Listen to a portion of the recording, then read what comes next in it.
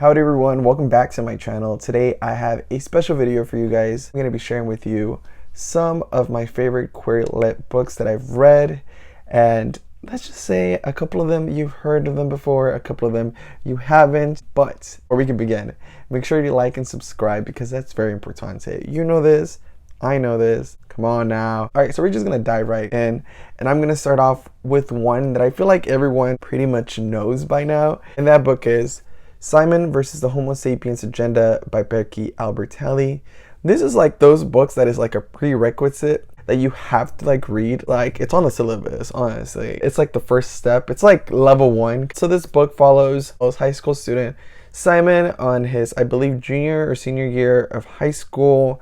He is in the closet when one of his classmates gets a hold of his emails, pretty much confirming the fact that he's gay. He gets blackmailed, and it's up to Seaman to maneuver around that. This is such a fun read. Definitely gave this 4 out of 5 stars. There's also a movie adaptation starring Nick Robinson, who's in the cover of the book, and also a Hulu original series titled Love Victor, which is like a spinoff. It's a great show. I've seen both seasons. There's a 3rd season coming out, so it's definitely worth checking out all of that. You'll love it. So the next book is Sky Blues by Robbie. This book is about a high school student, another high school student named Sky. What I liked about this one, it's a little bit different than the Seaman book, because in this one, it's like a mystery. Main character Sky gets like this big post about him posted on like the internet, and all his classmates find out, but it's up to Sky to figure out who was the one posting it. So it's like a big puzzle. I mean, I wasn't surprised, only because you kind of start getting the hint of who did it in the beginning, but it's a fun read. I enjoyed it. It was a great palate cleanser because at that point all I was reading was horror books, which leads on to the next book. Okay, so I'm not going to butcher the last name, but I am so sorry, I'm not going to say the last name. So the next book is The Charm Offensive by Alison Coachrum. I don't know how to say it. So what I really liked about this one, it's like a Bachelor-like reality TV show. Pretty much it like follows the Bachelor, like the actual Bachelor guy, and his, I think they're called handlers, so the guy that helps prep him. What I really liked about this one is it was not afraid to talk about OCD, anxiety disorder, depression, but it did it in a way that it wasn't so melancholy or like somber. It's a great read. It's really fun. There's a lot of fun parts in it. This book is a definition of like, it's complicated. You know, when a relationship is complicated and you're like, how is it complicated?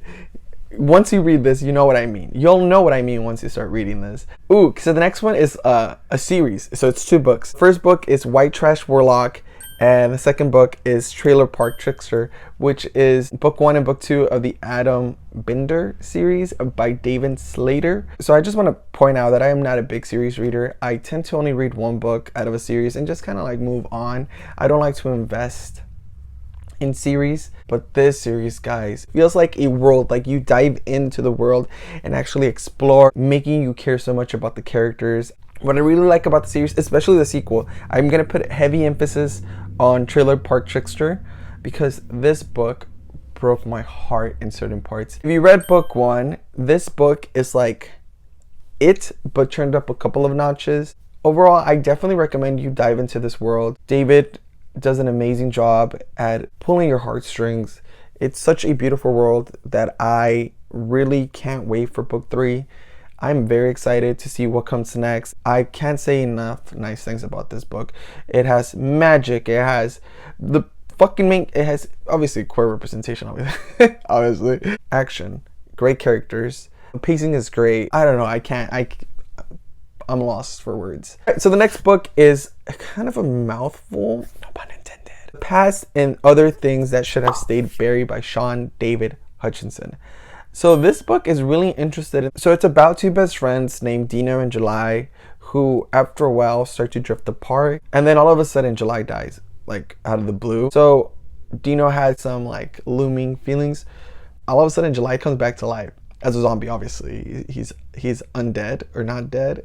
I don't know the word for that one. They team up for one last hurrah, pretty much, to figure out what's going on. And I think it's such a beautiful message of being able to say everything you need to say, and like have your last goodbye with someone, because in real life we're really not afforded to say all we need to say when someone is gone. Such a fun read, even though the underlying tone is a little bit somber. It's one of those like that you'll leave satisfied with the ending. The next book, I'm pretty sure you guys have heard, was very popular for a good minute, and it's a good piece of literature that you need to check out, and that's Call Me By Your Name by Andrea Seaman. So this book follows a 17-year-old named Elio, played by Timothée Chalamet, and a 24-year-old named Oliver, played by Armie Hammer in the film adaptation. If you haven't seen the movie, I recommend first reading the book. First of all, the book is just a masterpiece. It's gut-wrenching. It's like a fleeting love. It's not infatuation. It seems like infatuation in some parts, yes. It's like a summer fling kind of thing. Ooh, that rhymed. Much to me, what I took out of it, just enjoy what you have right now. So overall, even though this book will break your heart, I highly recommend it.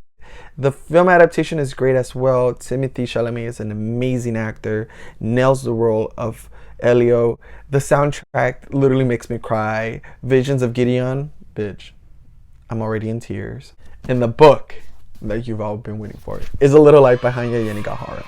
Yes, I talked about this book so many times, but guess what, bitch?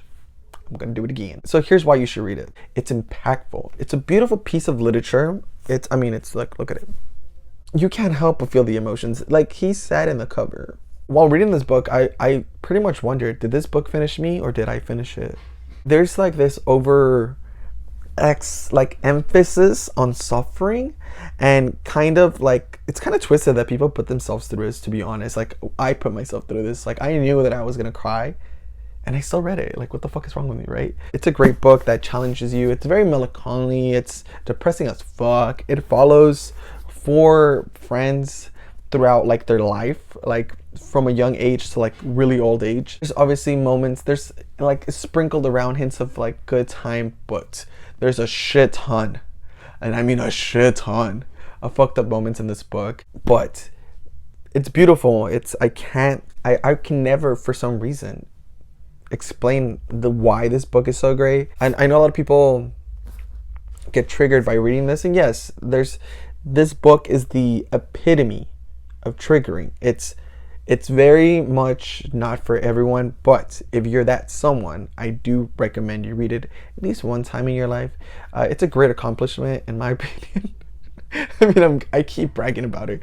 But yeah, this is one of those books that if you're into queer literature, this has to be in there at some point. Don't shy away from it. This is one of those books that it just makes sense, you know?